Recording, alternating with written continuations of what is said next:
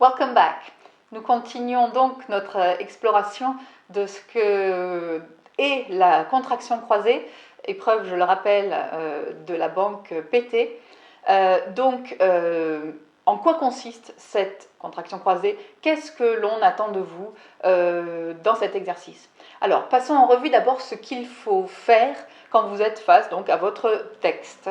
Je vous le rappelle, c'est un long texte en français, tiré généralement, c'est un article de journal, qui porte, encore une fois, sur les thèmes, les grands thèmes de société d'actualité que nous traitons en classe et que vous continuerez de traiter l'année prochaine. Alors, on fait une première lecture assez générale pour saisir en gros de quoi parle le texte, quels sont les tenants et les aboutissants. Est-ce qu'il y a déjà, on peut commencer à voir un débat, une controverse, des idées qui s'opposent. Une première lecture très générale. Ensuite, on relit de manière un peu plus approfondie pour voir comment s'articule ce texte, les mots de liaison, où sont-ils, qu'est-ce qu'ils dénotent, est-ce qu'ils dénotent une opposition, un contraste, une juxtaposition d'exemples, etc. etc.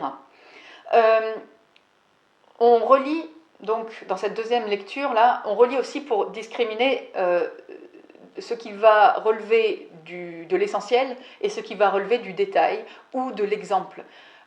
Ici, je vous rappelle, vous avez 130 mots pour résumer ce long texte qui en fait à peu près 750. Donc, il faut, comme pour la synthèse de documents, et encore plus que pour la synthèse de documents, éviter tout ce qui est de l'ordre de l'exemple, en particulier l'exemple chiffré.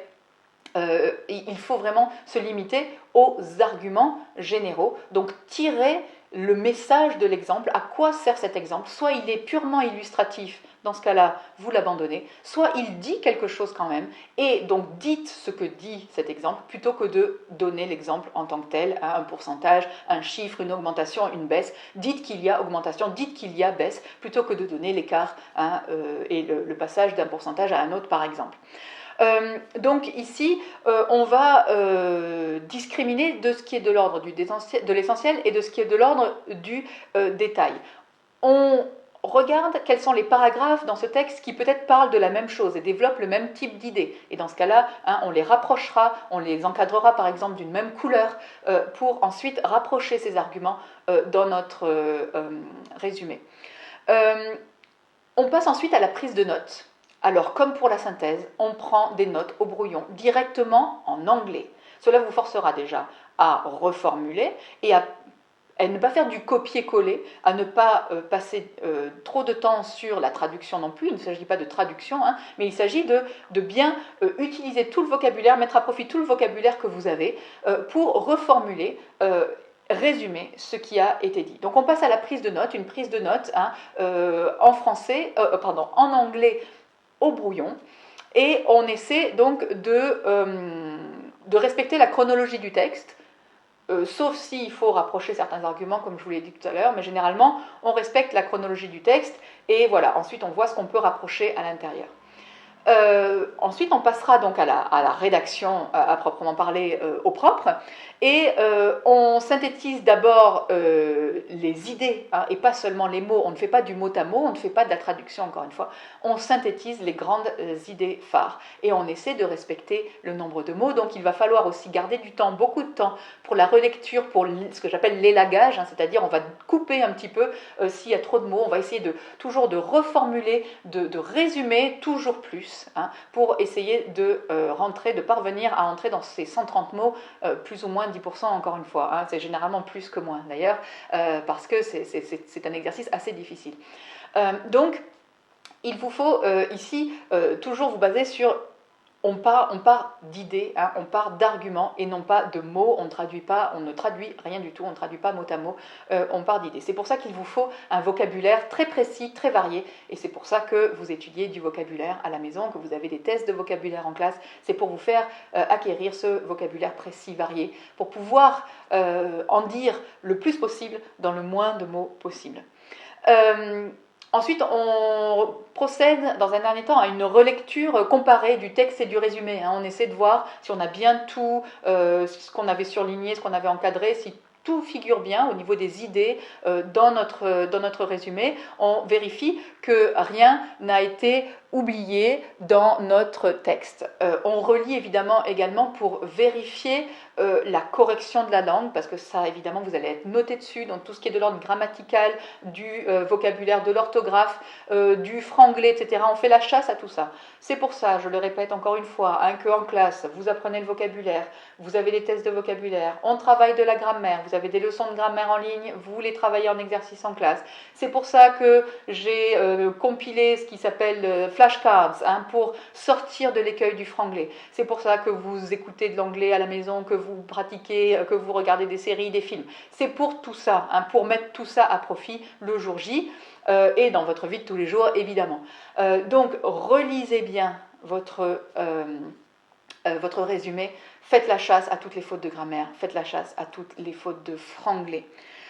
On recopie donc le texte ensuite au propre, on s'assure qu'on n'a pas oublié de phrases, on s'assure qu'on n'a pas oublié le titre, et on s'assure aussi qu'on n'a pas oublié de préciser le nombre de mots à la fin de notre présentation, de notre résumé. Le résumé se présente, il est très court, 13 lignes à peu près, selon comment vous écrivez.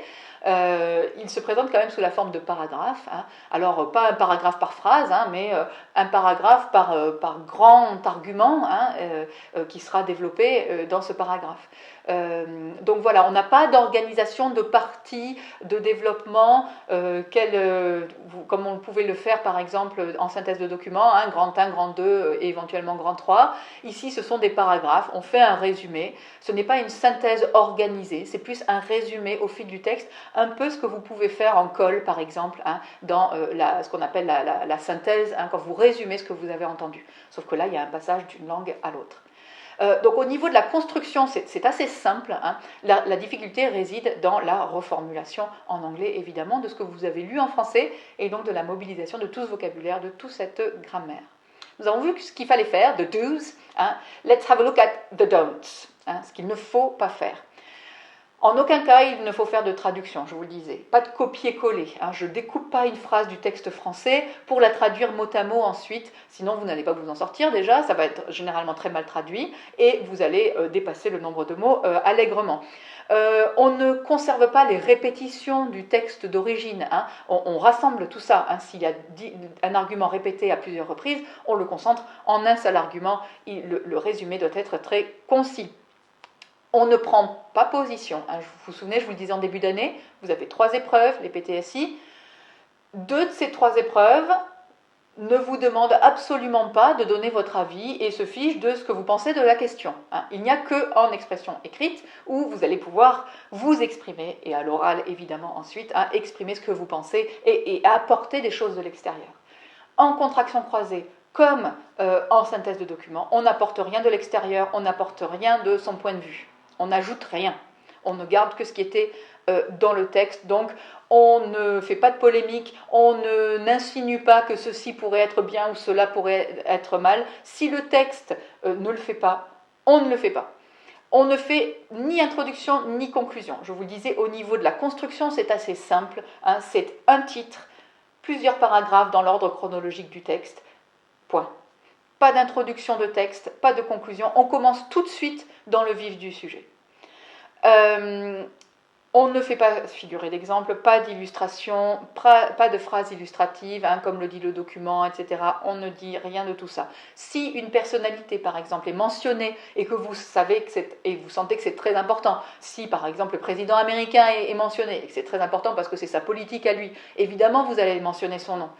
Mais si on parle de tel ou tel chercheur ou telle personne interrogée, on ne va rien mentionner de tout ça. Donc sachez faire la différence et la discrimination entre ce qui est important et ce qui est de l'ordre de l'illustration. On évite aussi d'imiter le style de l'auteur. On reste assez neutre. On ne donne pas le nom de l'auteur, on ne cherche pas non plus à traduire la source. Si ce texte est tiré du Monde, on n'essaie pas de traduire le Monde, d'ailleurs ça ne se traduit pas. Et comme je vous le disais, on ne présente pas de toute façon la source, on n'a pas d'introduction. Le résumé donc doit être synthétique et on limitera le nombre de paragraphes. On évite de manière générale toute forme contractée. On évite le style télégraphique, on évite le etc., les 3 points de suspension, les parenthèses, ce genre de choses. On évite vraiment tout ça. Hein. C'est pas parce que c'est un résumé qu'on doit laisser entendre en suspens ce à quoi on pourrait faire référence. Non, il faut résumer et il faut dire ce à quoi on fait référence exactement, quel est l'argument du texte exactement. On ne fait surtout pas d'abord le résumé en français et ensuite on le traduirait. Hein. Il ne faut absolument pas essayer de faire ça. N'espérez pas atteindre quoi que ce soit en faisant ça. Vous allez non seulement peut-être dépasser le nombre de mots, et encore pas forcément, mais vous allez tomber dans l'écueil du franglais à coup sûr. La traduction est une discipline universitaire et c'est un métier. Hein. Vous n'avez pas étudié, on ne l'a pas fait en classe ensemble. Avant, on le faisait quand il y avait du thème et de la version, c'est-à-dire de la traduction aux épreuves de la banque PT. Maintenant, il n'y en a plus depuis quelques années, donc on n'étudie pas la traduction en classe, vous n'êtes pas préparé à ça. Et vous tomberez forcément dans divers pièges et ce sera forcément très maladroit. Donc ne faites pas un résumé en français que vous traduirez en anglais. C'est le piège à éviter absolument. Il faut vraiment vous baser sur vos connaissances lexicales en anglais, vos connaissances aussi du sujet hein, en anglais. Donc voilà, il y a une certaine simplicité dans la présentation de cet exercice. Hein, pas d'introduction, pas de conclusion, pas de sous-partie, mais un titre et un nombre de mots à respecter. C'est là que réside la difficulté principale. Nous mettrons bien entendu tout cela à profit en classe et en pratique par le biais de divers exercices. See you in class. Bye.